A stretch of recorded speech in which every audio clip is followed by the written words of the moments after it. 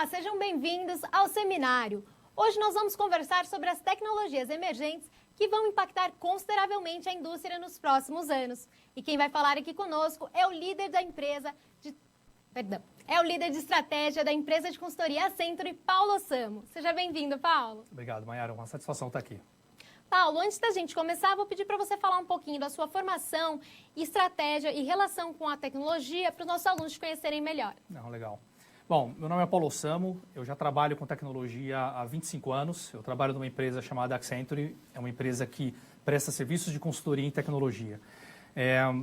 Minha formação é interessante porque eu comecei em administração de empresas e por gostar de tecnologia, pela curiosidade, eu acabei entrando nesse mundo e acabei nunca mais saindo. Então, assim, eu gosto muito do assunto, eu me divirto com o assunto, eu realmente aprendo de forma natural com o assunto. Então, é algo que eu gosto de falar e de realmente atuar. O meu papel hoje na empresa, na verdade, eu tenho dois papéis. Um papel que é muito voltado a resolver problemas de tecnologia nas empresas, como é que a tecnologia vai impactar o futuro dessas empresas, né? E eu também tenho um papel que é o papel de inovação, um papel de entender quais tecnologias a gente tem que prestar atenção e principalmente quais são as tecnologias que a gente não tem que prestar atenção, porque o que mais tem são tecnologias que surgem todos os dias e a velocidade com que essas mudanças ocorrem, tá? A gente vai fazer aqui o trabalho dessa apresentação em duas partes. Tá? A primeira parte, preparei aqui um conjunto de slides para ilustrar para vocês um estudo que a gente faz todo ano, que fala sobre as tendências que estão acontecendo no mundo, mas são tendências que não que a gente tenta adivinhar ou com a bola de cristal ficar achando o que vai acontecer. São tendências que a gente faz pesquisas e conversa com vários executivos ao redor do mundo para poder entender que investimentos eles estão fazendo e aí sim a gente sabe, dados os investimentos, quais são as tendências de verdade para onde o mundo está caminhando. Tá? Então são duas partes, essa primeira parte é a parte da apresentação, a segunda é um convite que eu faço para vocês, eu vou deixar o link no final da apresentação, que é o estudo completo, né? Vocês vão ver que a gente faz isso há mais de 10 anos já, e cada ano tem uma evolução diferente e este ano é a apresentação que a gente vai falar daqui a pouco dessas tendências. Tá? Então, para começar, a gente preparou um vídeo aqui mais de aquecimento, tá? Mas é importante vocês saberem que a ideia é que seja um processo interativo, então vocês podem fazer perguntas, a Mayara vai estar me ajudando aqui com as perguntas que forem surgindo durante a apresentação e aí a gente vai tentando responder e vamos conversando ao longo dela. Tá ok? Então vamos para o vídeo.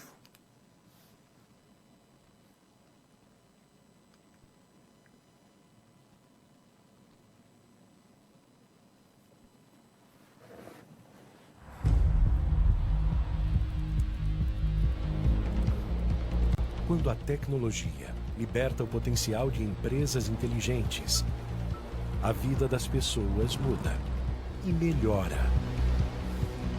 As relações entre consumidores, empresas e parceiros se transformam.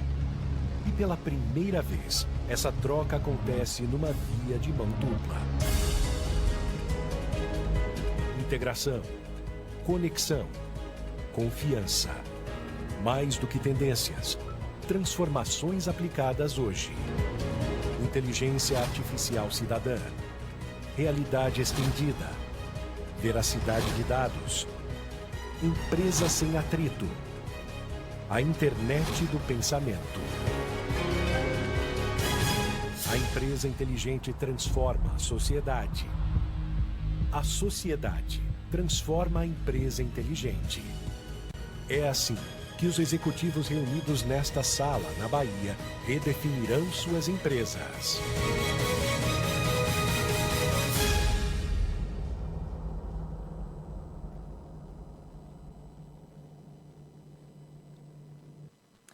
Legal, eu aproveitei um vídeo, essa apresentação eu faço normalmente para grandes executivos das empresas, CEOs, diretores, e esse foi um evento que nós fizemos na Bahia, um evento que a gente faz anualmente lá. Então, o que tem de mais recente em relação ao que os executivos do Brasil estão preocupados, o que eles estão focando, é os assuntos que a gente vai falar hoje. Tá? Deixa eu avançar aqui um slide. Acho que foi uma a mais aqui, deixa eu voltar. Quando a gente fala da ascensão da empresa inteligente, que é o assunto de hoje, se vocês olharem pelos slides aí, na verdade, o que acontece hoje é que existe uma grande preocupação, né, muitos desafios com essa transformação digital, que envolve a preocupação dos empregos, se por exemplo, a inteligência artificial vai substituir ou não os empregos das pessoas. Né? Se vocês olharem ali de novo, também tem coisas relacionadas à falta de conhecimentos, a inteligência descentralizada, mudanças culturais. Né? E você vê que existe realmente um impacto que tem por trás disso, que é essas novas tecnologias, que ela traz, por exemplo, está em inglês ali, né? A inteligência artificial é a nova interface do usuário, né? O AI is the new UI. Quer dizer, cada vez mais a gente tem a inteligência artificial representando as empresas. Né? O que significa isso? Qual o impacto da inteligência artificial no dia a dia? E cada vez mais a gente tem operações inteligentes, a gente tem processos e empresas investindo em melhorar seus processos, seus atendimentos. Né? Mas por que está acontecendo agora, nesse momento, no nosso mundo? Por que está acontecendo esse tipo de impacto, esse tipo de transformação que a gente chama da transformação digital? Porque tem uma quantidade de dados enorme no mundo que a gente está acessando, modelos matemáticos cada vez mais acessíveis, e essas plataformas computacionais elas estão também mais baratas. Né?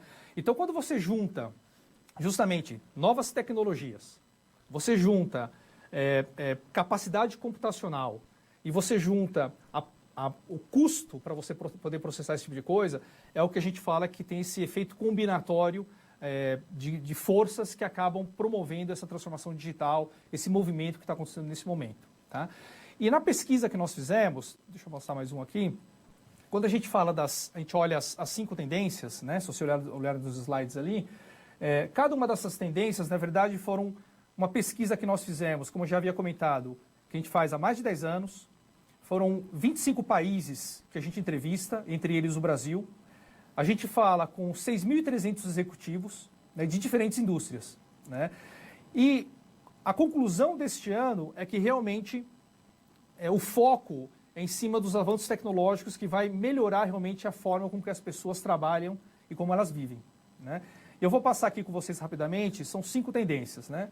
A primeira tendência tem a ver com a inteligência artificial, né? Não só na utilização dela, mas realmente como que a gente pode transformar a inteligência artificial numa inteligência mais responsável, visto que cada vez mais ela acaba sendo o canal de entrada das empresas, né? Você acaba ligando para as empresas, sendo atendido por uma inteligência artificial cada vez mais. A segunda tendência tem a ver com realidade estendida, né? Como é que você diminui essa distância entre o que é o físico e o virtual, e o que isso tem impactado as empresas e as pessoas ao redor disso. A terceira tem a ver com veracidade dos dados, que é qual a importância da confiança e a transparência dos dados hoje em dia. Né? A quarta tendência tem a ver com a empresa sem atrito, como é que você pode criar plataformas escaláveis e como que você pode criar parcerias, trabalhar no ecossistema para poder realmente viabilizar esse tipo de empresa.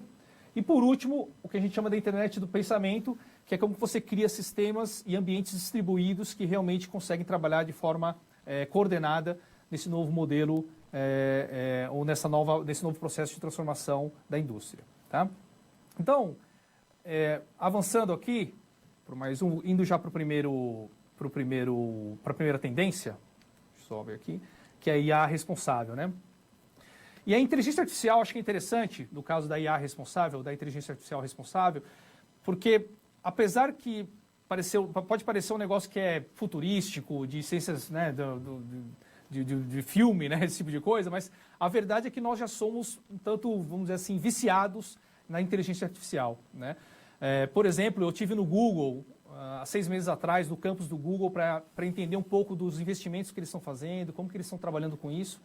E você vê que, na verdade, cada pesquisa que a gente faz, cada procura que a gente faz, por trás do Google tem uma máquina de inteligência artificial, tem todo um algoritmo, né, vamos dizer assim, tem todo um processo de entendimento do que você quer buscar. Né? Vou dar um exemplo para vocês, eu achei bem interessante. Tem um time de beisebol, se não me engano, que chama Gigantes, né? Giants em inglês, os Gigantes. Se você faz a procura por gigantes na costa oeste americana, vê o time de beisebol. Se você faz a procura por gigantes na costa leste americana, vê o time de futebol americano. São 2 times diferentes com o mesmo nome. Né? Mas a máquina, ela interpretou que você mora em localidades diferentes e ela interpretou que você provavelmente tem a chance ou a busca que você está fazendo a respeito de um assunto ou de outro. Né? E se por acaso ela não reconhece que você está na costa oeste ou costa leste, ela traz informações de pessoas grandes, né? Vamos dizer assim. Então, acho que por trás desse raciocínio de tentar adivinhar ou de tentar prever, tem todo, vamos dizer assim, modelos matemáticos, tem toda uma máquina, um ambiente que tenta reproduzir esse tipo de coisa e tentar ajudar o ser humano, né? Então, tem toda essa discussão se a inteligência artificial é algo que vai substituir o ser humano ou ela vem para complementar o ser humano, né? É um pouco da distinção que eu normalmente brinco. A gente está falando da inteligência artificial no modelo do Exterminador do Futuro, em que ela vem e domina a Terra, ou está falando da inteligência artificial do Homem de Ferro, né? Como que ele chama? Jarbas, né? Que ajuda o Homem de Ferro a fazer tudo o que ele consegue fazer, porque a máquina está lá para suportar ele. E a verdade é que a inteligência artificial está muito mais para o cenário 2, que é o cenário do suporte, de transformar o humano no super-humano. Tá legal? Então, avançando aqui, se vocês olharem o slide, né, realmente a inteligência artificial ela está, de fato, amplamente difundida, né? Hoje em dia, a dificuldade não é tanto você trabalhar com a inteligência artificial, é muito mais treinar, ensinar a inteligência artificial. Tá? Ela, cada vez mais ela está dentro das empresas, né? E aí eu tenho uma história interessante, ou uma estatística interessante, é que nos próximos 4 ou 5 anos, acho que 80% dos processos de todas as empresas, eles vão ser automatizados. O que significa isso? Um processo que você faz, por exemplo, um pedido de crédito num banco, um empréstimo, né? Hoje ele tem um processo muito manual, passa por várias pessoas. Já existe tecnologia e as grandes empresas já estão investindo para automatizar esse processo, para deixar ele mais fluido, para deixar ele mais dinâmico, né? E por que eles fazem isso? Por 2 razões. Uma, para reduzir os custos, porque a tecnologia permite você ter menos pessoas durante o processo, mas, na verdade, também ela ajuda a ser mais eficiente, porque quando você agora vai abrir um pedido de empréstimo, o processo fica mais rápido, ele fica mais dinâmico, né? E hoje, no mundo digital, quando você faz o pedido pelo celular, você quer a resposta na hora, você não quer ter que esperar uma semana para saber se o processo foi aprovado ou não, né? Isso vocês já veem no dia a dia, por exemplo, no atendimento em call centers. A maioria das pessoas não ligam mais para a central de atendimento. As pessoas fazem via chat, né? Tentam falar via chat para não ter que ficar esperando. E, na verdade, do outro lado, na maioria das vezes, não tem mais um ser humano. Já está o robô, uma máquina, respondendo para você. Porque ela sabe quais são as perguntas padrões, ela sabe quais são as respostas. Então, o processo fica muito mais fluido, né? É claro que tem muito para avançar ainda, mas é o que acontece já hoje em dia. E o que é interessante, a história que eu tenho para contar, é que em 97... Quer dizer, você vê que já não faz tanto tempo assim. Se não me engano, 97 foi quando teve uma máquina que chamava... uma máquina da IBM, que ela ganhou no xadrez de um campeão mundial de xadrez que chamava Kasparov, né? Isso foi em 97. E naquela época, eles tinham que programar o xadrez, as peças, os movimentos, né? E era um conjunto de programações para poder adivinhar ou poder ganhar desse mestre. E a máquina conseguiu ganhar do ser humano naquela época. Praticamente 20 anos depois, em 2017, quer dizer, faz pouco tempo, há 2 anos atrás, existe um outro xadrez que a gente fala que é o xadrez chinês. Ele chama Go, né? É um xadrez que na Ásia se joga muito. Você já deve ter visto aquelas pecinhas pretas, redondinhas, preto no branco, né? Que você fica brincando com o tabuleiro. E é um jogo que ele é muito interessante. Eu não sei jogar, sinceramente, mas é um jogo muito interessante pelo que eu vi, pelo que me contaram. Porque é um jogo que você joga de forma meio intuitiva, porque você tem que ir prevendo e tentando conquistar o tabuleiro. Ele não é tão fixo quanto o xadrez, que tem o bispo que anda de um jeito, o cavalo de outro. Ele é mais aberto, né? E o desafio era como é que você conseguia treinar uma máquina a jogar Go, que, só para vocês terem uma ideia, acho que eu tenho os números aqui, o xadrez é uma combinação de, imagina um número 10 elevado a 100 vezes, de complexidade de possíveis combinações. O Go, ele é um número de 10 elevado a 300. Praticamente, se você for numa praia de São Paulo, ou do Rio, lá do Brasil, é a quantidade de grãos de areia que existe numa praia. Pra vocês terem uma ideia da quantidade de combinações possíveis para se jogar Go, né? Inclusive, tem para quem assiste Netflix, né, tem um filme que chama AlphaGo, que fala dessa história. Tá? É bem interessante, se vocês puderem assistir, vocês vão ver como é legal. Como é que eles treinaram a máquina para jogar de forma intuitiva contra o ser humano. Mas o interessante é o seguinte, eles criaram essa máquina, chamava DeepMind, a Google comprou esse DeepMind, essa máquina, esse software, e ela treinou essa máquina, pegou, se não me engano aqui, acho que eu tenho os números, pegou... acho que foram 10 mil jogos humanos. Pegaram 10 mil jogos dos maiores mestres para treinar a máquina, né? Só que o teste da máquina, né, porque a máquina de inteligência artificial, ela aprende aqueles 10 mil jogos, mas ela precisa aprender mais. O teste real não foram os 10 mil jogos. Eles pegaram uma segunda máquina, também com 10 mil jogos, e botaram uma para jogar com a outra 160 mil vezes. E aí sim, essa máquina treinada 160 mil vezes, que ela estava preparada para jogar contra o humano.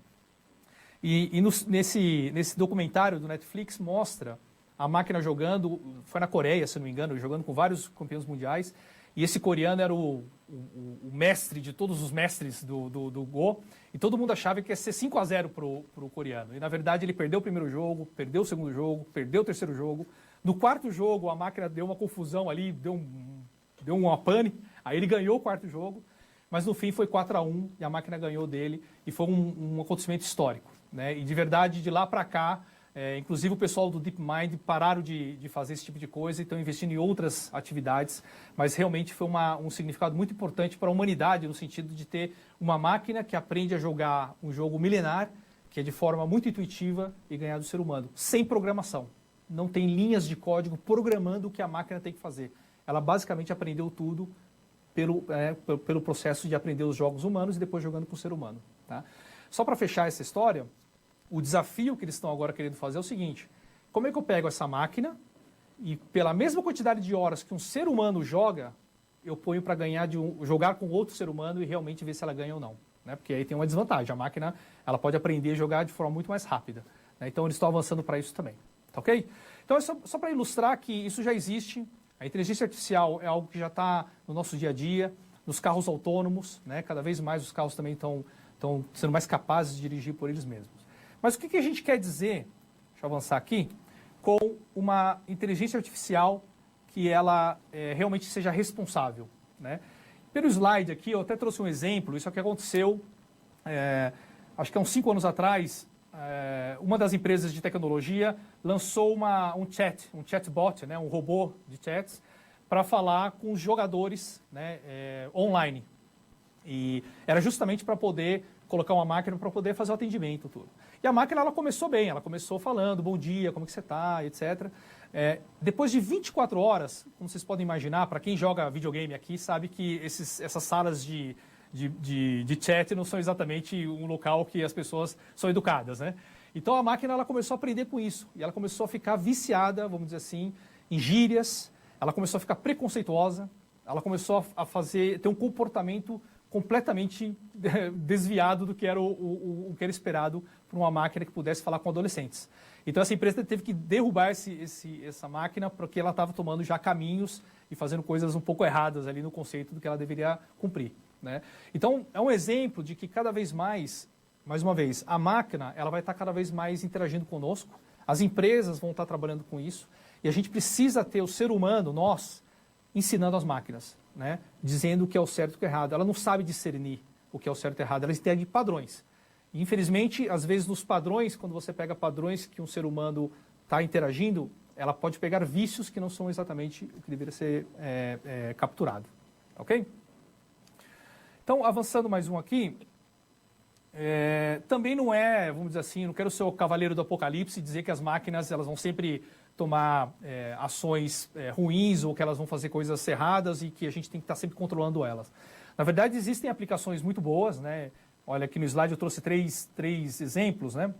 Esse primeiro chama iPoly, já está há alguns anos no mercado. É muito legal porque esse aplicativo, vocês podem baixar no seu Android ou no seu celular, ele identifica pela foto o que a pessoa está vendo. Então, para a pessoa que tem deficiência visual, ela consegue dizer, por exemplo, se uma fruta ela está madura ou não está, se ela está pronta para comer, para escolher, se ela está na feira. Né? A pessoa não sabe ver isso. Então, a máquina consegue então identificar por reconhecimento de imagens e ajudar pessoas que têm deficiência visual. O segundo exemplo, esse WeBot, é tipo uma terapia online. Foi criado pelo pessoal da Universidade de Stanford, naquela época que os adolescentes estavam sofrendo todo um processo de, vamos dizer assim, taxas de suicídio crescendo, depressões, etc. E essa máquina veio para ajudar esse robozinho. E você pode conversar e falar, e ele vai te dando diagnóstico, vai te ajudando e vai te vai te dando soluções e pontos de vista em relação à sua vida e vai aprendendo com isso também com outros adolescentes. E o terceiro caso aqui é um caso de agricultura de precisão, que usando drones, fazendo entendimento do tamanho da espiga de milho, sabendo se ela está doente, se ela não está, se está no momento de você aguar a planta ou não, tudo por reconhecimento da imagem, do vídeo. Então, isso já é aplicado hoje, diretamente, você consegue baixar aplicativos do seu celular, né, para fazer esse tipo de coisa. Então, já está aí, é uma realidade, e o que sobra para nós é qual é o nosso papel nessa história, tá certo? Então, na pesquisa que a gente fez, se você olhar aqui, pelo slide ali também, 82% dos brasileiros que nós entrevistamos concordam que realmente a inteligência artificial ela tem a capacidade de gerar um impacto enorme, né? Como se fosse um próprio ser humano. Então, todo mundo acredita que isso vai acontecer. Por outro lado, 77% dos entrevistados entendem que a inteligência artificial está avançando muito rápido, né? Muito mais rápido do que as empresas têm condições de acompanhar. Tá? Então, acho que esse é o desafio, porque as empresas sabem do potencial, sabem da vantagem que isso pode trazer, não só sob o ponto de vista de ter mais eficiência, de você poder gerar novos empregos, porque você vai precisar ter gente treinando essas máquinas, né? Mas ela não consegue, vamos dizer assim, capturar ou acelerar o suficiente, né? Então, por isso que eu acho que a gente está num momento muito importante das pessoas que estão se formando agora, de entrar nesse mercado e poder trabalhar com isso. E eu trouxe aqui um slide interessante, que ele mostra justamente qual que é, então, o que reside na intersecção de humano com a máquina, né? De um lado, você tem o humano, que é muito bom em criar, liderar, julgar, né, improvisar. E no outro extremo, você tem a máquina, que ela é, na verdade, muito boa em transacionar, né, fazer volumes, prever, porque ela consegue entender padrões, interagir, porque ela vai vendo um atrás do outro, ela vai interagindo com essa informação, e ela é muito boa de evoluir o que ela está concluindo, o que ela está vendo, né? E o que acontece é que a solução para isso é realmente você ter o que a gente chama dos relacionamentos colaborativos. A gente fala que é o intervalo perdido, né? Esse miolo, que a gente chama dos relacionamentos colaborativos, é o que vai ser o segredo para as empresas e para a sociedade resolver. Porque quando você consegue, as empresas que estão investindo hoje, em tentar entender qual é o papel do ser humano, o que você pega de melhor do ser humano, o que você pega de melhor das máquinas, e você de verdade consegue aplicar isso no seu dia a dia, essas são as empresas que vão estar dando o salto e tendo mais resultado no futuro, né? Então é importante o papel de vocês nessa história, vocês entenderem que cada vez mais não é um processo, a gente está fugindo do processo mais robotizado, mais manual, mais repetitivo, para ser um processo mais analítico, mais de interpretação, de entendimento, de direcionamento da máquina, né? Então vai ter cada vez mais demanda para esse tipo de serviço. Um exemplo que eu dou, na década de 70, na década de 80, talvez de 90, eu já não sei mais, foi tão rápido. Na década de 80 ou 90, quando foram criadas as planilhas eletrônicas, né? Na época era Supercalc, Lotus, hoje em dia a gente usa o Excel. Na época, todos os jornais do mundo falavam que os analistas financeiros iam perder seus empregos, né? A verdade é que hoje a gente tem 10 vezes mais analistas financeiros que naquela época, e todo mundo usando Excel, e todo mundo trabalhando com Excel, só que antigamente eles ficavam olhando papéis e comparando números, e hoje eles trabalham com macros, fazem planilhas super sofisticadas, quer dizer, exigiu um novo tipo de conhecimento para se trabalhar com a tecnologia. Então, com a inteligência artificial vai ser o mesmo caminho, tá certo? Então, vamos lá. Para fechar esse assunto, o que a gente tem aqui, né, nesse slide? Para nós é muito fácil discernir o que é certo e o que é errado. E para a máquina pode ser muito complicado. Ela não consegue saber o que é certo e errado, ela não consegue identificar padrões, né? Melhor, ela consegue identificar padrões em grandes volumes de dados, mas ela é muito difícil para ela poder entender o que é o padrão correto ou não, o que a gente gostaria de fazer. E o ser humano, por outro lado, ele é muito bom em surfar, vamos dizer assim, situações que há pouco ou nenhum dado, né, de forma intuitiva, e a máquina trabalha com os dados. Então, como é que você consegue combinar essas duas coisas? Eu acho que esse é o grande segredo dessa parte de você ter uma inteligência artificial cada vez mais presente, mas ela tem que ser responsável. A gente tem que saber guiar ela para o caminho correto. Ok? Mayara, alguma dúvida desse capítulo? Onde a gente Por enquanto ainda não, o então, pessoal está acompanhando para mandar. Tá legal. Então tá bom, gente. Então vamos para o próximo. Então, se vocês tiverem dúvida, vão colocando, no final a gente pode responder também essas perguntas relacionadas à inteligência artificial. O próximo tem a ver com o que a gente chama da realidade estendida. Tá? Também pode ser que apareça algo, vamos dizer assim, coisa de ficção científica, coisa de futuro, mas a verdade é que já está sendo aplicado em ampla escala também essa questão da realidade estendida. Tá? Avançando aqui, olhando no slide, vocês vão ver que cada vez mais as tecnologias de realidade virtual, essas tecnologias de realidade aumentada, a ideia é que ela realmente diminua a distância entre as pessoas e as informações. Tá?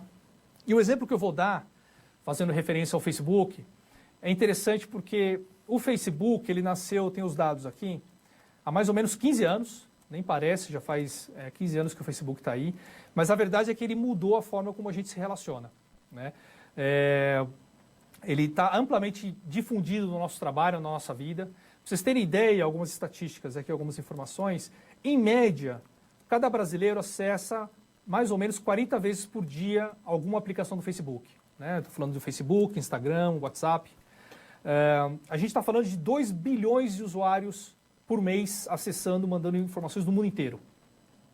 20% desses acessos são via celular e 20% pela internet. Quer dizer, já tem um equilíbrio entre mexer, né, e estar conectado pelo celular versus pelo computador. Né? Mas definitivamente ele mudou a forma como a gente se comunica, como a gente interage, como a gente se preocupa em aparecer, né, e realmente mostrar o que a gente está fazendo ou deixando de fazer. Então tem criado outros problemas também culturais, né, faz parte, mas definitivamente o Facebook mudou a forma como a gente interage.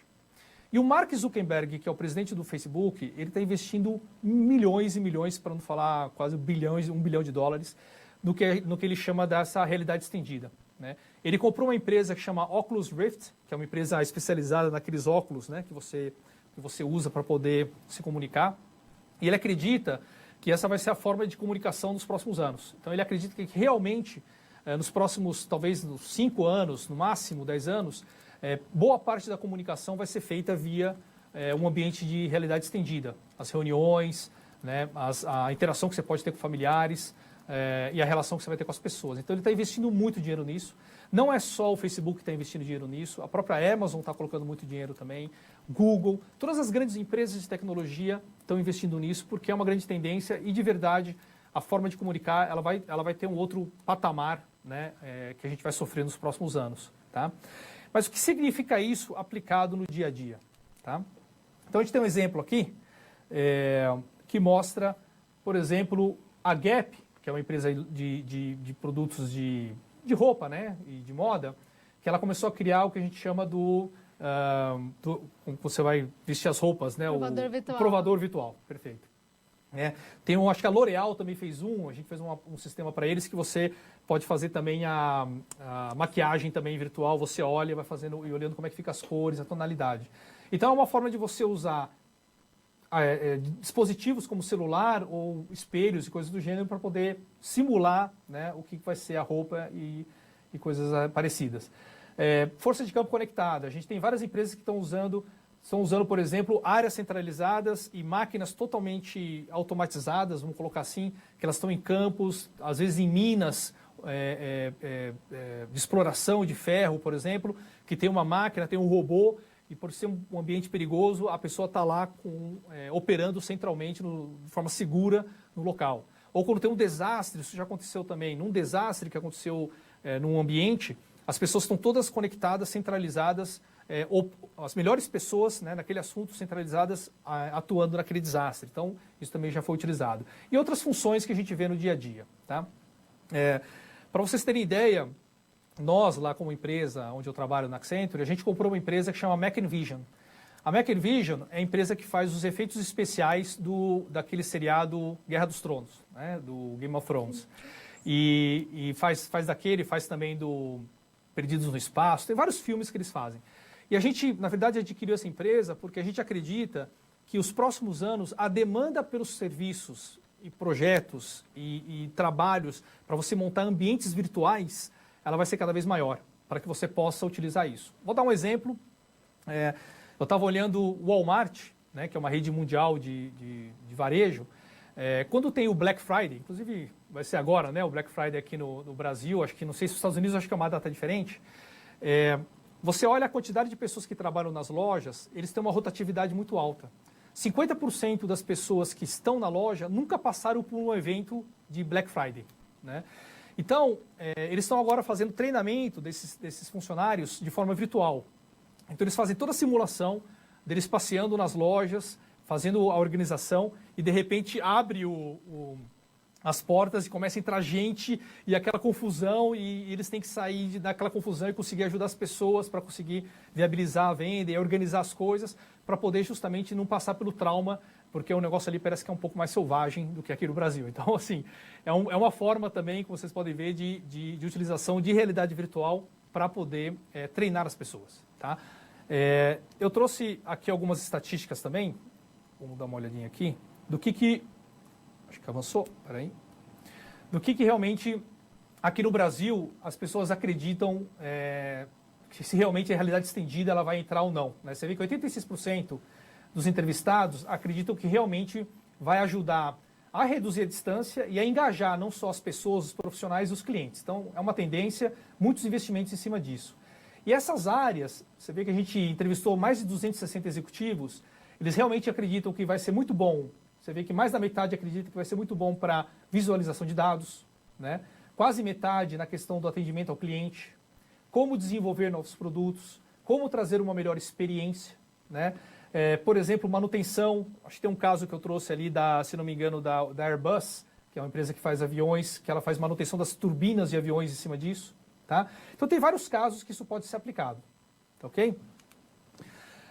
E os casos que eu trouxe são justamente esses aqui no slide, passando rapidinho.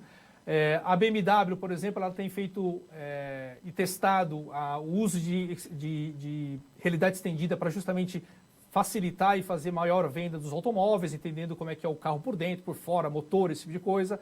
A GE fazendo toda a parte vamos dizer assim, com esses óculos inteligentes, quais são as instruções, como é que eu faço para acertar, em vez de ficar consultando manuais, então é muito mais eficiente. Uma empresa que é a Komatsu, que ela fabrica tratores e essas máquinas pesadas, como que ela faz o treinamento com isso. E a Airbus, que usa para fazer montagem de aeronaves com alta precisão, né?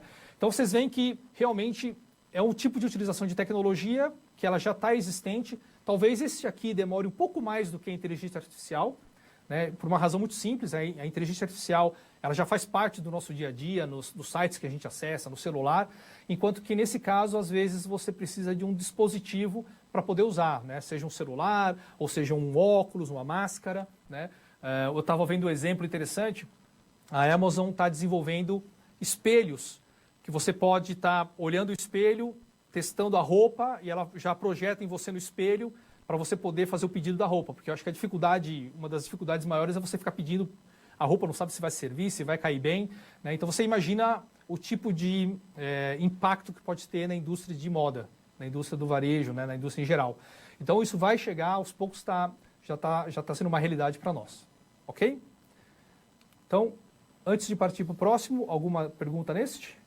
Então, o pessoal está meio tímido. Muito compenetrados, estão tímidos ainda, a gente podem participar. Legal. Então, vamos lá. O próximo, veracidade de dados. Tá? Quando a gente fala de dados, é interessante porque, de verdade, o que está acontecendo hoje é uma guerra de dados no mundo. As empresas elas estão buscando ter o controle da informação e dos dados. E não é porque elas não têm os dados, é porque é tanto dado que fica difícil dela também analisar e conseguir tirar algum valor por trás desses dados. Mas aí tem uma componente, que é o primeiro capítulo, de inteligência artificial, que vai permitir, mesmo com a quantidade muito grande de dados que de algumas vezes são estruturados, porque a gente sabe de onde vem, e dados não estruturados, que são informações de vídeo, voz, arquivos genéricos, você conseguir organizar essas informações e de verdade conseguir tirar alguma conclusão, né? Então, acho que a tecnologia também ela vem para ajudar não só na questão vamos dizer assim, da inteligência artificial para você ter decisões tomadas por máquinas ou auxiliar as máquinas a tomar decisões e auxiliar assim consequentemente os humanos, mas também você conseguir, vamos dizer assim, mastigar, né, trabalhar este dado, minerar, que a gente fala, minerar estes dados que são muitas informações, né? E aí traz um desafio interessante. Como é que você pode fazer isso de forma confiável? Como é que você faz isso de forma que você não seja tendencioso? Como é que você consegue olhar essa informação e ter certeza que ela está atualizada, né? Então, o desafio começa a ser não só em ter os dados, não só em utilizar a máquina e a tecnologia para interpretar os dados, mas realmente assegurar que eles são corretos, né? A gente fala que a maioria das empresas vai ter que criar, acho que um emprego que nem existe ainda hoje, que é o curador de dados. A pessoa que faz a curadoria dos dados, que interpreta, verifica, vê se o dado é válido, se não é. Então, tem novas profissões também surgindo, tá? Então, o que é essa veracidade dos dados, né? No fim, é como eu estava comentando, cada vez mais os dados são gerados exponencialmente, né? Você começa a usar ferramentas e tecnologias, né, de inteligência artificial, como Deep Learning, né, para você ter mais informações. E aí, quando você para e olha coisas como Internet das Coisas, né, a indústria X.0, né, a gente está falando de sensores, a gente está falando de ter mais dispositivos, cada vez mais distribuídos, pegando mais dados ainda, né? Então, a quantidade de dados ela vai crescendo cada vez mais. Acho que tinha uma estatística, uma informação interessante, que nos últimos 10 anos, a gente gerou mais informações de dados do que a história da humanidade inteira, né? Nos últimos 10 anos, a gente gerou mais informações do que, sei lá, 10 mil anos de história da humanidade. Então, você imagina que nos próximos 5 anos, a gente vai gerar 4 vezes mais do que a gente gerou nesses 10 anos. Então, a informação, ela realmente é um processo exponencial e o desafio está aí por trás de como você controla isso. E eu trouxe 3 historinhas aqui interessantes para você olhar, né, que tem a ver com essas 3 empresas. A primeira é uma empresa de medicina, na verdade, hospital, né? A segunda é uma empresa de aviação, chama United Airlines. E a terceira, acho que todo mundo conhece, é o Uber, né? A primeira história da de medicina é o seguinte, não sei se vocês sabiam, mas 20% das pessoas que vão falar com o médico mentem, né? Você vai lá, a pessoa mente, você tomou remédio? 20% mente, que se tomou, não tomou, se fez, não fez. Você fez, sei lá, seguiu o processo que eu falei, 20% vai falar que falou que fez, mas não fez, né? Então, eles estavam trabalhando com esses dados de vários diagnósticos desses pacientes e eles realmente se deram conta que o processo era muito efetivo e realmente eles começaram a identificar uma série de coisas, mas eles começaram a perceber que erravam 20% das vezes. E não conseguiam entender por que errava. E, na verdade, é porque a informação ela não era totalmente correta, porque as pessoas mentiam. O ser humano, por uma questão de vergonha, que seja, ou não se sente confortável na hora, omitia informações e não falava a verdade, tá? Esse é um lado da história do dado que não funciona direito. Por outro lado, também a gente fez foi feito um trabalho já, esse é um trabalho famoso, e que pegamos informações de raio-x de pulmão, né, de pessoas que têm câncer de pulmão, e era interessante porque os melhores médicos olhavam essas radiografias e acertavam 95% das vezes de que a pessoa estava com o início, né, de um problema no pulmão. E 95% é um número super alto.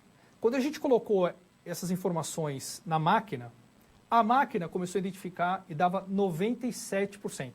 Quer dizer, ela acertava mais que os médicos, né, pela interpretação das imagens, pelo histórico. Mas o mais legal não é isso, é quando você pegava essa informação dos médicos e os médicos olhando o que a máquina trazia de resultado, 99,9% das vezes eles acertavam, né? Então, é aquela história que eu falei da máquina poder empoderar, né, e transformar o humano no super-humano, né? Mas é muito importante você ter o quê? Você ter o dado correto, que é o caso, né, que eu estava dizendo aqui, que as pessoas mentem, então como é que você controla isso? A segunda história tem a ver com a United, que é essa empresa de aviação. Eles estavam fazendo um processo de entender as rotas dos aviões, por onde o avião passava, quantas pessoas tinham, como é que eu fazia a precificação das minhas rotas de acordo com o histórico de voos. E é interessante porque eles estavam fazendo isso, estavam precificando, e a gente conseguiu fazer uma análise e viu que eles estavam perdendo ao redor de $1 bilhão por ano, porque as informações estavam incorretas. Mas por quê? Eles estavam usando dados de mais de 10 anos.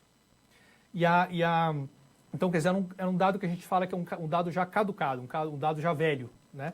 Então, eles estavam fazendo toda a projeção de preços e de rotas baseado em informações e fluxos de tráfego de pessoas que não eram mais válidas, né? E aí a gente conseguiu olhar esse negócio e acertar esse processo e ficou mais eficiente. Então vocês veem que, nesse caso, não basta ter as informações estavam corretas, ao contrário do primeiro, mas elas eram velhas, né? Elas eram antigas. Então, por isso que eu falei que tem que saber fazer essa curadoria, tá? E tem a terceira história, que é a história do Uber, que é mais interessante porque é uma evolução dessa complexidade do que é ter o dado confiável. Porque não é só ter o dado confiável, você também tem que ter, vamos dizer assim, o seu algoritmo, o seu cálculo, a sua máquina, ela tem que ser confiável. E aqui é um caso real. Tinha um grupo de motoristas de Uber, isso aconteceu há alguns anos, numa cidade americana, uma cidadezinha. Eles chegavam próximo do horário do final do expediente do dia e todos os motoristas de Uber da região, tinham um grupo de WhatsApp, eles desligavam o aplicativo do Uber, né? E o que acontece quando você desliga o aplicativo do Uber? Tem menos motoristas, o preço do Uber sobe, aí eles ligavam o aplicativo, né? Então, por quê? Porque daí, obviamente, as pessoas chamavam, tinham que pagar um custo a mais.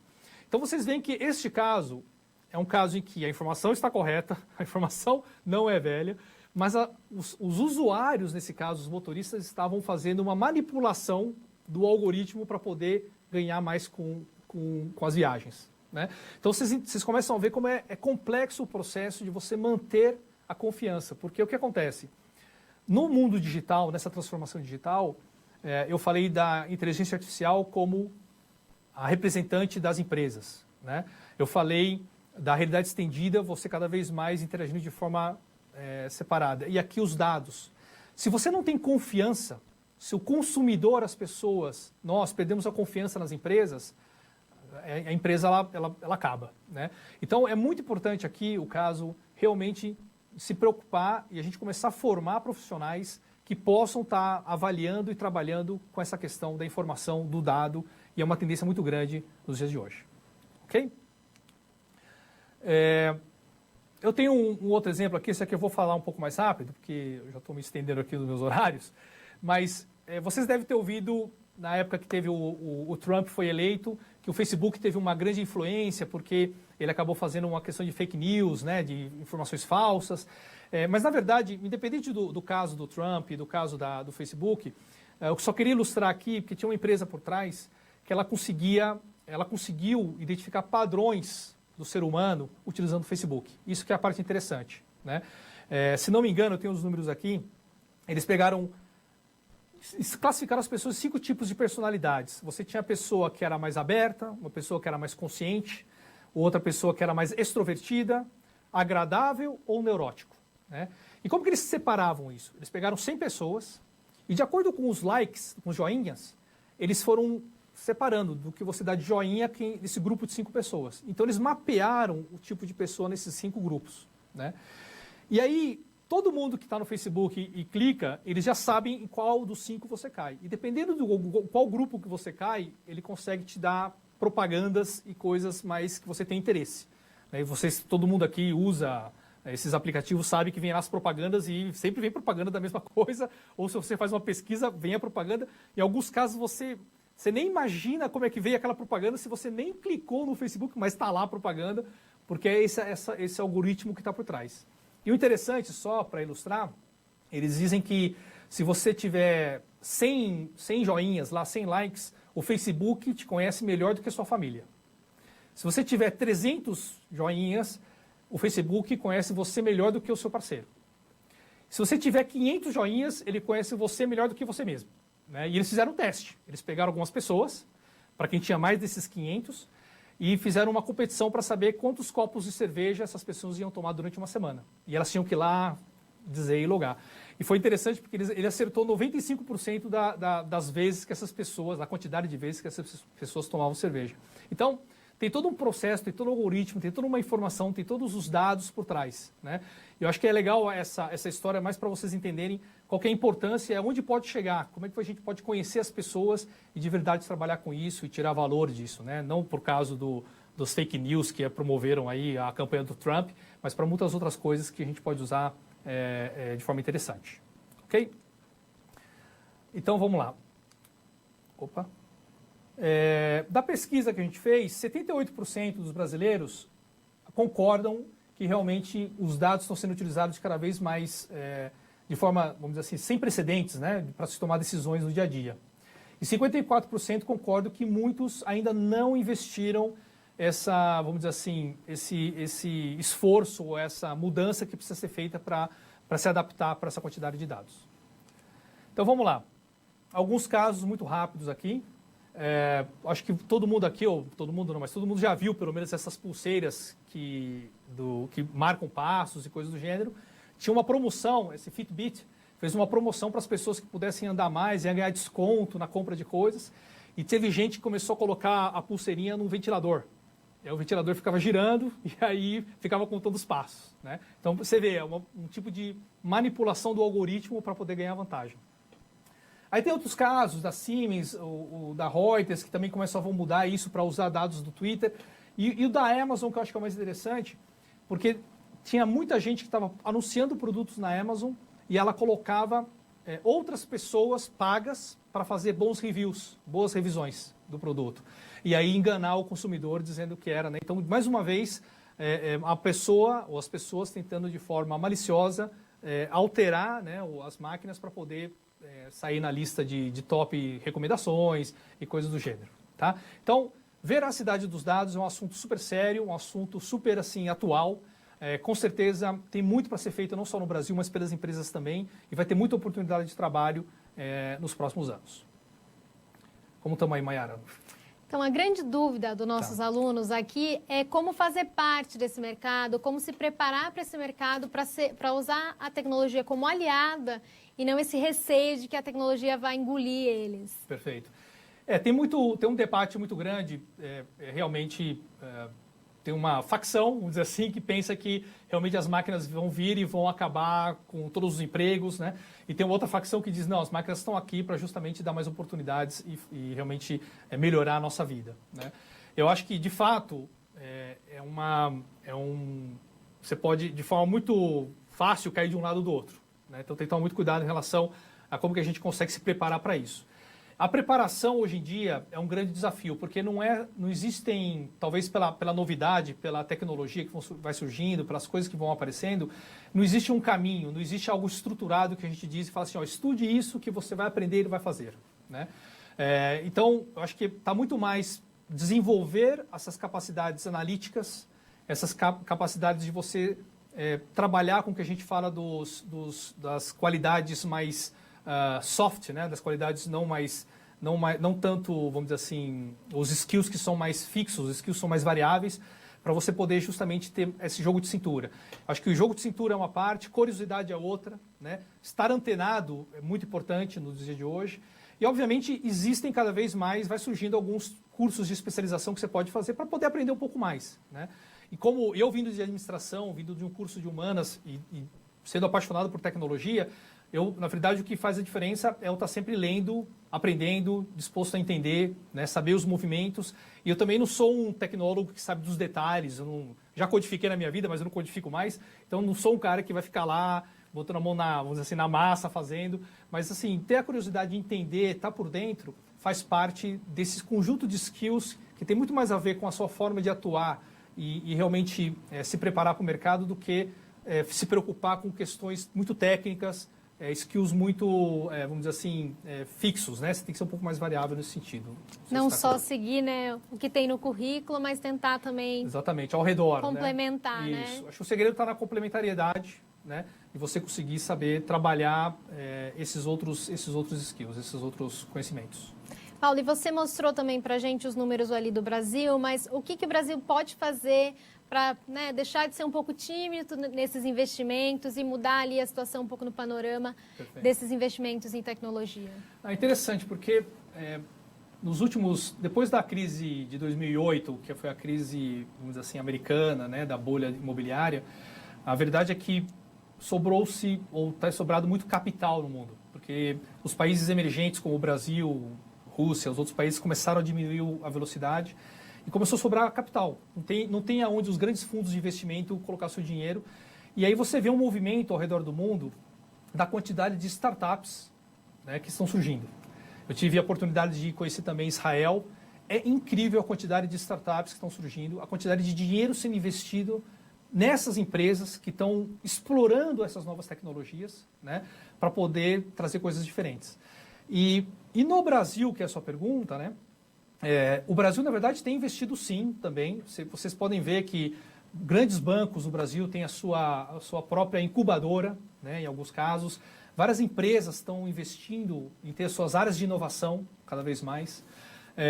E eu acho que existe um caminho e uma vontade de fazer isso. Então, a segunda, talvez uma resposta para a primeira pergunta até, é como se conectar nesse ecossistema. Né? Como é que vocês podem aprender mais e entender o que está sendo feito, pensado? Existem vários eventos que acontecem nessas incubadoras que vocês podem assistir para poder se atualizar e saber para onde está indo. Muita gente recrutando, né, procurando talentos e pessoas interessadas nisso. Né? E a vantagem, gente, é que a tecnologia é nova, não tem nenhum expert também. Então, assim, tem muita oportunidade de você também aprender. Tá? Eu acho, só para fechar esse tema, tem um lado que as empresas e o Brasil podem melhorar, que é a questão da colaboração. Né? Ainda existe muito as empresas querendo trabalhar e resolver dentro de casa. Né? E cada vez mais, pela minha experiência, é notório, é muito claro isso, ver que realmente as empresas que têm se associado com essas startups, com essas empresas de tecnologia, na colaboração o resultado e a velocidade é mais rápida. Né? Porque às vezes você desenvolver dentro de casa vai envolver muito investimento, muito tempo, é difícil manter os profissionais motivados porque você faz aquele projeto e depois você termina. Enquanto que você se alia com outra empresa especializada, essa empresa pode dar mais prosseguimento, ela pode fazer isso com outras empresas. Então o segredo está no ecossistema, está na integração. Que eu acho que é um link já para a minha próximo capítulo, que é a empresa sem atrito. Tá? Então, se você avançar aqui, vamos para o próximo slide. O que é essa empresa sem atrito? São empresas que a gente fala, na verdade, é um negócio de plataforma. Né? São empresas que são criadas para justamente trabalhar de uma forma colaborativa, né? E tirar o máximo de proveito dessas tecnologias que existem. Tá? Eu vou dar um exemplo para vocês. Quando você pega, por exemplo, tem uma propaganda não, tem um aplicativo da Tommy Hilfiger, que é uma empresa que faz roupas, né? Uma empresa americana, que ela fez uma associação com o Snapchat. Né? Então, se você está na rua e você bate foto de pessoas que estão com a roupa da Tommy Hilfiger, na hora aparece que a roupa é da Tommy Hilfiger, com inteligência artificial, identifica que aquela roupa é da linha da Tommy Hilfiger, aparece o preço, aparece o tamanho mais indicado para você. Quer dizer, ela fez toda uma conexão de uma empresa de fotos, né, com uma empresa que vende roupas, para poder trazer uma experiência diferenciada para o cliente, para o usuário final. Né? Então, quando a gente fala de empresa sem atrito, é essa capacidade que as empresas vão ter que ter no futuro de conseguir se conectar, de conseguir trabalhar de forma colaborativa com outras empresas. Né? Como é que você consegue trabalhar? Parece fácil de falar, mas para as empresas que não nasceram de uma forma digital, as empresas tradicionais, elas têm sistemas, computadores, elas têm um legado que ela precisa abrir. Ele não foi desenhado para isso. Ele foi desenhado para ficar dentro de casa. Né? E a realidade é que o mundo ele é aberto, né? Ele é conectado. Então, como é que você consegue destravar isso? E aí surgem novas tecnologias. Né? Vamos avançar um aqui. Eu trouxe até aqui o exemplo de tecnologias como blockchain. Vamos olhar aqui para o slide. Microserviços, né? Que permitem essas empresas, vamos dizer assim, abrir os seus sistemas para trabalhar nesse mundo compartilhado, vamos dizer assim. Tá? Então, eu vou dar um exemplo aqui, o que eu imagino de futuro. Tá? Então, assim, quando você pega, por exemplo, imagina, eu tenho uma filha, ela tem já 18 anos, eu fui perguntar para ela se ela gostaria de ter um carro, para a gente ver se entra num consórcio para comprar um carro, e ela virou para mim e falou assim, não quero carro, né? Eu prefiro andar de Uber. Né? Ou então, o que ela me falou foi o seguinte, não, peraí, então eu não vou usar o carro sozinha, será que eu não consigo comprar um carro, eu e minhas 3 amigas, para a gente compartilhar o carro? Né? Então eu falei, pode ser um conceito interessante. Se esse carro fosse autônomo, vamos pensar daqui 10 anos, se esse carro fosse autônomo, as 4 compram um carro, o carro é autônomo, de manhã passa na casa de cada uma e larga cada uma delas no trabalho. Aí depois que largou as meninas no trabalho, ele pode ir para um posto de eletricidade e recarregar, automático. Depois que recarregou, ele pode servir de Uber, porque ele não está usando, não vai ficar no estacionamento. E ele serve de Uber e depois, no final do dia, busca elas e vai embora. processo super assim, talvez futurístico, mas só para vocês entenderem a complexidade do que é uma economia compartilhada, né? Quem pagou quanto por cada pedaço do carro? Será que um pagou 50%, outro pagou 25%, outro pagou 10%, sei lá, cada um pagou um pedaço? Quando eu uso o carro, quem mora mais longe, como é que eu pago a recarga da eletricidade? Quem paga mais, quem paga menos? Quando eu recebo dinheiro do Uber, lá do serviço, como é que eu distribuo esse dinheiro entre todos, né? Hoje não existe sistema e tecnologia que resolva esse tipo de problema, né? E vai ser uma realidade no futuro, porque já existe isso com o Uber, vai existir com o Airbnb, né? Como é que você tem um apartamento que é compartilhado e você quer alugar o apartamento. Então, esse tipo é um exemplo desse tipo de dificuldade do que vai ser o mundo em termos de economia compartilhada, que cada vez mais vai exigir essa conexão e essa colaboração entre diferentes empresas para poder fazer o pagamento, fazer o recebimento, no caso do Airbnb, liberar o apartamento, receber o dinheiro, contratar uma empresa para fazer a limpeza, e assim, né, uma empresa que faça a limpeza e depois entregue para o próximo inquilino e assim por diante. Então, tem vários desafios desse modelo de economia compartilhada. Tá? Então, vamos avançar mais um aqui. E as pessoas que nós entrevistamos, né, você vê que 86% dos brasileiros entendem que essa tecnologia, que a gente chama de microserviços, né, que permite integrar esses ecossistemas, né, com esses parceiros, são super críticos.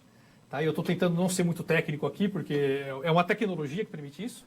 77% dos brasileiros, né, concordam que realmente o blockchain, né, que vocês devem ter ouvido falar, né, de blockchain, e contratos inteligentes são críticos para essas empresas para viabilizar o que a gente chama desses contratos inteligentes. Ok?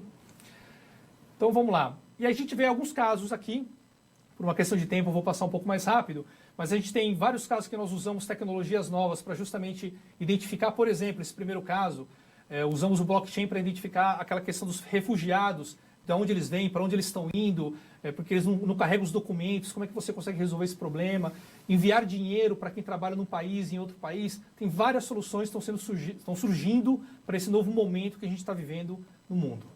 Ok? Então vamos lá. Antes das perguntas, vamos só terminar este e a gente faz uma no final, senão a gente vai ficar muito em cima.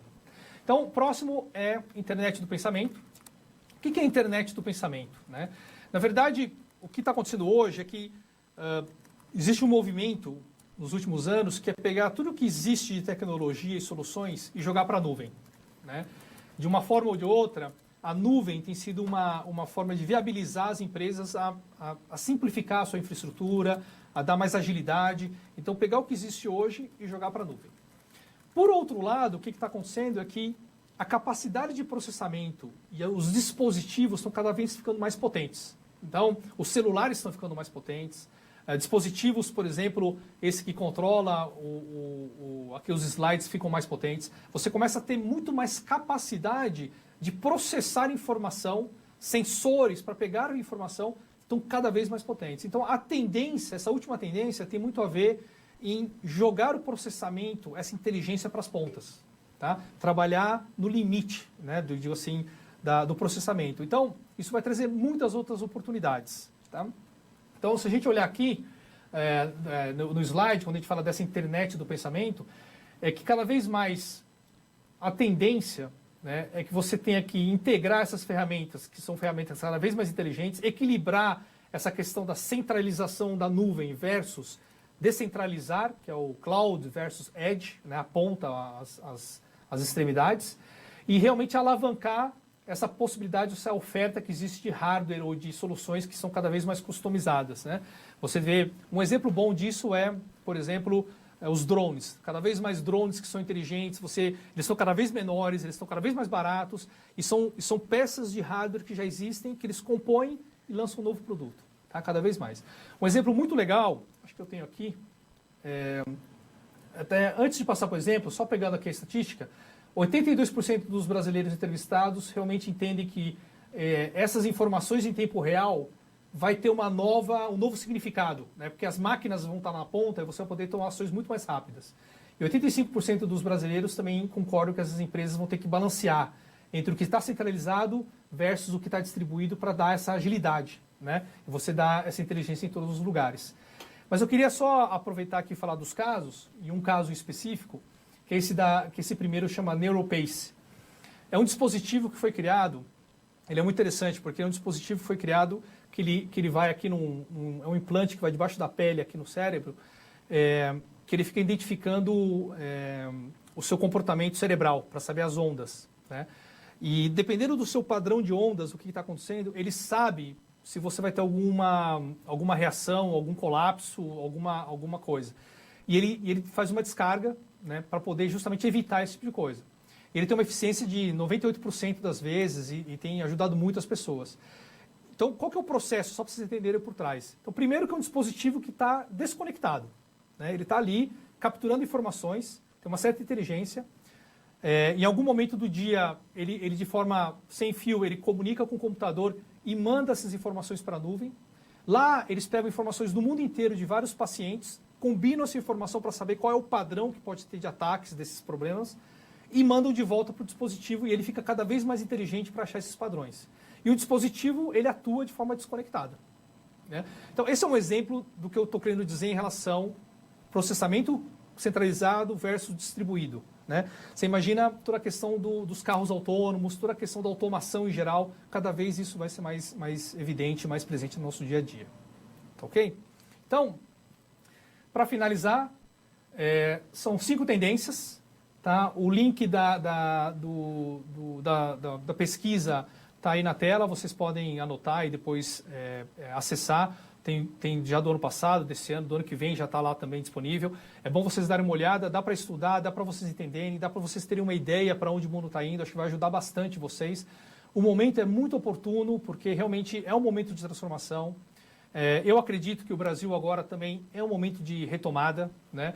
Então, acho que é um momento ideal, porque as empresas vão precisar desse novo contingente de pessoas especializadas com esse conhecimento e vocês, acho que estão na melhor situação, no melhor momento, vamos dizer assim, da história da humanidade para tomar vantagem disso, tá? Então, eu realmente acredito nisso e eu espero que tenha conseguido inspirar, né, e desafiar um pouco vocês em relação à forma de pensar e o que vai ser o futuro. Tá ok? Obrigado. Bom, com certeza, né? Conseguiu, Paulo. Acho que a questão ficou um pouco em relação às empresas. Como deixar de ser um pouco mais burocrático e entrar nesse mundo compartilhado, que é uma visão que muitas empresas ainda não conseguem ter, né, de não dividir o que elas têm, como você comentou. A gente tem feito... é interessante porque eu trabalho com tecnologia, falo sobre tendências e inovação, mas metade do meu assunto, quando eu falo com as empresas, os diretores, os executivos das empresas, é sobre a transformação cultural, né? No fim, a transformação digital ela tem muito mais a ver com a transformação das pessoas, da organização e como ela tem que trabalhar, do que a aplicação da tecnologia, tá? Por isso que, quando vocês fizeram uma pergunta sobre o que eu tenho que aprender, eu acho que a gente deveria estar muito mais preocupado como é que eu trabalho nesse novo modelo, como é que eu estou aberto a vivenciar e experimentar, né?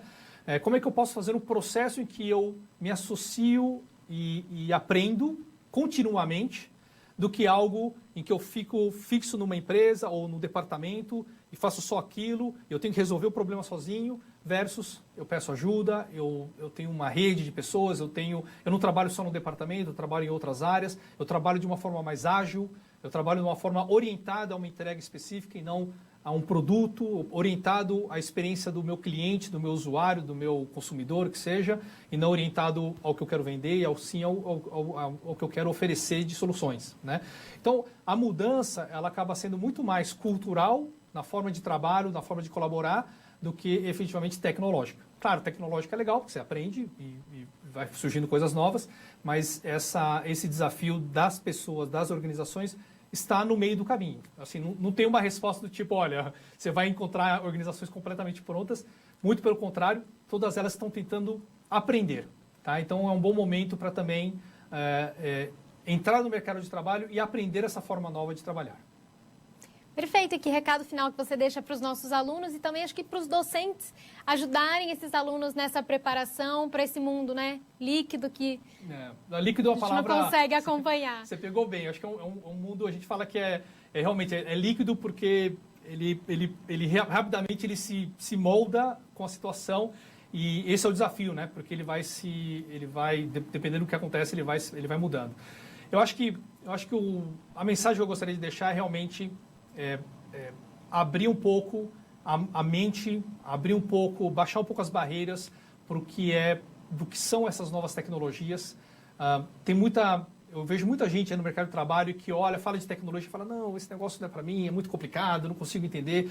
A verdade é que é tudo novo para muita gente. É claro que existem as pessoas mais técnicas, mas conceitualmente você entender o impacto dessas tecnologias no seu dia a dia, ou na empresa, ou seja no dia a dia do seu trabalho, ou também no dia a dia do seu consumidor, das pessoas com quem você trabalha, eu acho que isso é importante, né? Então, essa é a primeira coisa. Segundo, desenvolver o que eu chamei dos soft skills, que é essa parte da colaboração, saber trabalhar em equipe, saber trabalhar com outros, saber admitir a falha, né? A gente tem uma cultura em geral, não só no Brasil, mas em geral no ambiente corporativo, de que a gente não pode errar.